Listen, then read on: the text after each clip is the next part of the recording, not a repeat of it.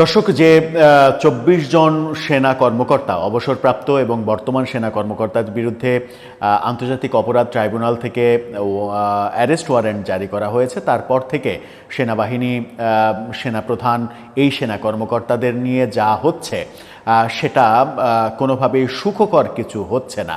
এরই মাঝে আমরা দেখেছি ন্যাক্কারজনক ঘটনা, ঢাকা বিশ্ববিদ্যালয়ের সেনা অফিসারদের ইউনিফর্ম পরা অবস্থায় তাদের ছবি বড় বড় করে তৈরি করে পেছনে হাত বাঁধা অবস্থায়, হ্যান্ডকাপ পরানো অবস্থায় যেভাবে শো করা হয়েছে, প্রদর্শন করা হয়েছে, তাতে সেনাবাহিনীর মান সম্মান নিয়ে এক ধরনের ছিনিমিনি খেলা হয়েছে, এই অভিযোগও রয়েছে। এরই মাঝে এবার যুক্ত হলো ট্রান্সপারেন্সি ইন্টারন্যাশনাল, টিআইবি। তারা যুক্ত হয়ে তাদের নিজেদের মতামত ব্যক্ত করতে গিয়ে তারাও সেনাবাহিনীর সম্মানকে এক ধরনের প্রশ্নবিদ্ধ করতে চাইল কিনা, কিংবা সেনাবাহিনীর ব্যাপারে তারা তাদের উদ্বেগ উৎকণ্ঠা প্রকাশ করে সেনাবাহিনীকে এক ধরনের কলঙ্কিত করার চেষ্টা করলো কিনা, তাদের এই কর্মকাণ্ড সেরকম পরিস্থিতির জন্ম দেবে কিনা, সেটাও একটা বড় প্রসঙ্গ। টিআইবি তাদের যে মন্তব্য, তাদের প্রধানের যে মন্তব্য, তাদের যে রিপোর্ট, সেই রিপোর্টটা কোনোভাবে সুখকর বলে মনে হবে না হয়তো অনেকের কাছে। কি বলল সেনাবাহিনী সম্পর্কে টিআইবি? সেনাবাহিনীর এই প্রসঙ্গ নিয়ে টিআইবি এই মন্তব্য কেনই বা করলো, একটু বোঝার চেষ্টা করবো এই ভিডিওতে। থাকবেন পলিটিক্স টিভির নিয়মিত আয়োজনে।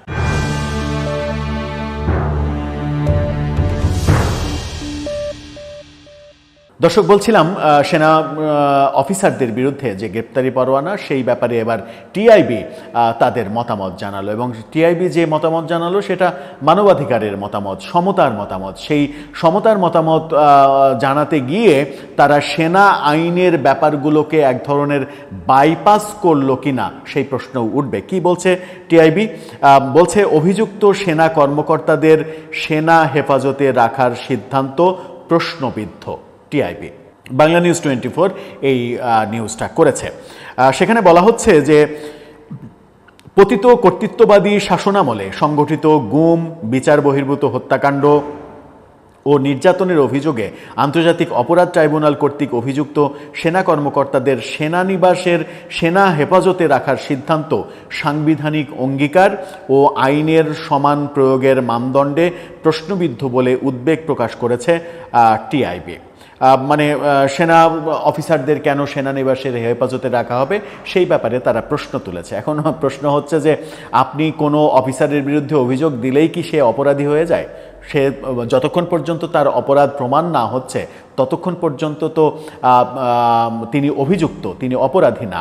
আর সেনা আইনে স্পষ্ট, সেনা আইনে বিচারের ব্যাপার রয়েছে। তো সেনাবাহিনীর বিচার তো সেনা আইনেই হওয়ার কথা। সেখানে সাধারণ কোর্ট থেকে, আন্তর্জাতিক অপরাধ ট্রাইব্যুনাল থেকে যখন গ্রেপ্তারি পরোয়ানা জারি করা হলো, তখন তো সেনা আইন, সাধারণ আইন, এই ব্যাপারগুলো নিয়ে অনেক দ্বিমত, বহুমত আমরা দেখতে পাচ্ছি। বহুমত যখন দেখতে পাচ্ছি, তখন সেনাবাহিনীর ঊর্ধ্বতন কর্মকর্তাদের আপনি শুধুমাত্র অভিযোগের ভিত্তিতে তাদেরকে সাধারণ কয়েদিদের মতো সাধারণ জেলে আপনি রেখে দেবেন, সেটা সেনাবাহিনীর মান সম্মান তলানিতে চলে যাক, সেনাবাহিনীর মান সম্মান প্রশ্নবিদ্ধ হোক, সেই ব্যাপারে আপনি বিন্দুমাত্র ভাববেন না।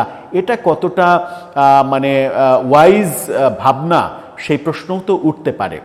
টিআইবি আরও বলছে যে মানবতা বিরোধী অপরাধে অভিযুক্ত সেনা কর্মকর্তাদের ঠিক কোন বিবেচনায় ও যুক্তিতে অন্যান্য অভিযুক্তদের থেকে পৃথক ব্যবস্থাপনায় রাখার সিদ্ধান্ত নেওয়া হয়েছে, এ ব্যাপারে সরকারের ব্যাখ্যায় বা কি প্রশ্ন রেখেছে এই সংস্থাটি। আইনের দৃষ্টিতে সকলেই সমান, ন্যায় বিচারের এই মৌলিক ভিত্তিতে বিবেচনায় নিয়ে অনতিবিলম্বে এই বৈষম্যমূলক সিদ্ধান্ত প্রত্যাহারের জোর দাবি জানাচ্ছে। আইনের দৃষ্টিতে সকলেই সমান, এই তত্ত্বটা কি ঠিক?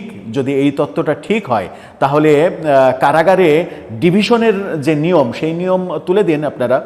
ডিভিশন প্রাপ্ত বিভিন্ন আসামিদের, বিভিন্ন ক্যাটাগরির নাগরিকদের জন্য তো ডিভিশনের ব্যবস্থা রয়েছে।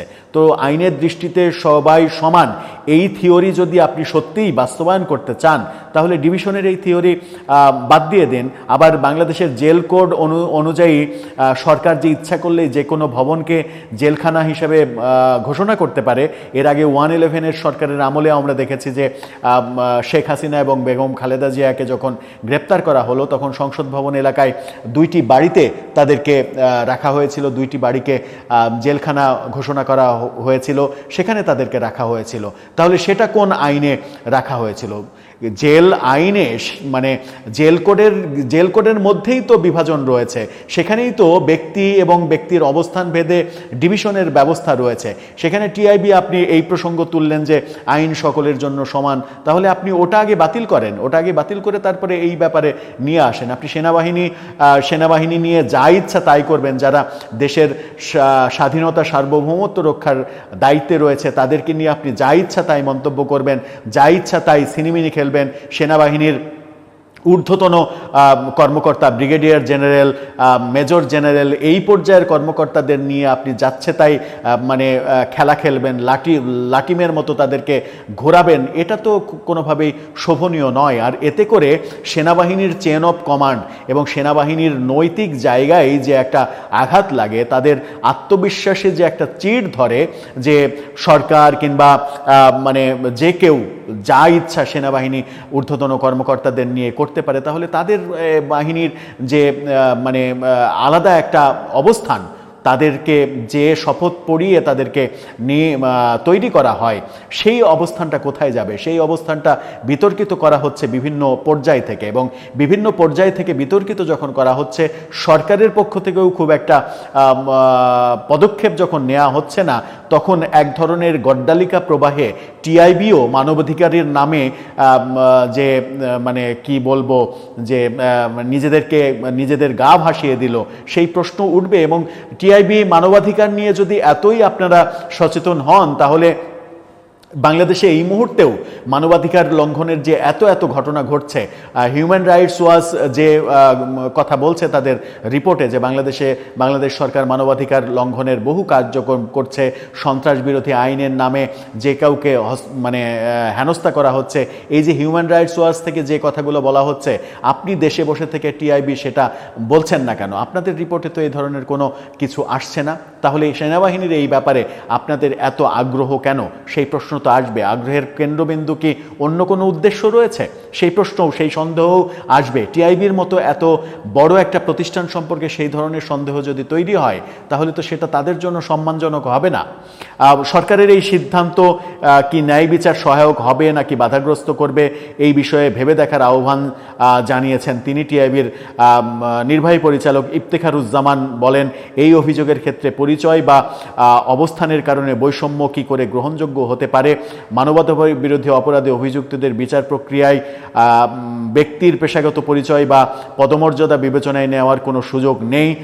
এভাবে কাউকে বিশেষ সুযোগ সুবিধা প্রদান বা মূল্যায়ন ন্যায় বিচারের পরিপন্থী, এমন অনেক কথা বলছেন। এই ইফতেখারুজ্জামান আপনি নিজেও তো সরকারের এই যে ঐক্যমত্য কমিশন সহ সরকারের বিভিন্ন মানে কর্মকাণ্ড করছেন, সরকারের সঙ্গে আপনি যুক্ত, তো সরকারের সঙ্গে যুক্ত থেকেও আপনি সরকারকে প্রভাবিত করতে পারলেন না কেন? সরকার ইচ্ছা করলেই কি সেনাবাহিনী সম্পর্কে যা ইচ্ছা তাই করতে পারে? মানে আপনি সরকারকে উস্কে দিতে চান যে সরকার সেনাবাহিনীর মানে সঙ্গে একেবারে মুখোমুখি অবস্থানে চলে যাক এবং সেই মুখোমুখি অবস্থানটা দেশের 12টা বাজিয়ে দিক, সেরকম পর্যায়ে যান, সেরকম একটা টেন্ডেন্সি নিয়ে আগাতে চান। সেই প্রশ্নগুলো উঠবে মনে হয়, এবং এই প্রশ্নগুলো যখন উঠবে তখন টিআইবির নিরপেক্ষতা, টিআইবির কার্যকারিতা, টিআইবির মানে কি পিক অ্যান্ড চুজ সিস্টেম, অর্থাৎ যেটা পছন্দ হবে সেই ব্যাপারে মন্তব্য করবে, প্রতিবেদন পেশ করবে, যেটা পছন্দ হবে না সেই ব্যাপারে প্রতিবেদন পেশ করবে না,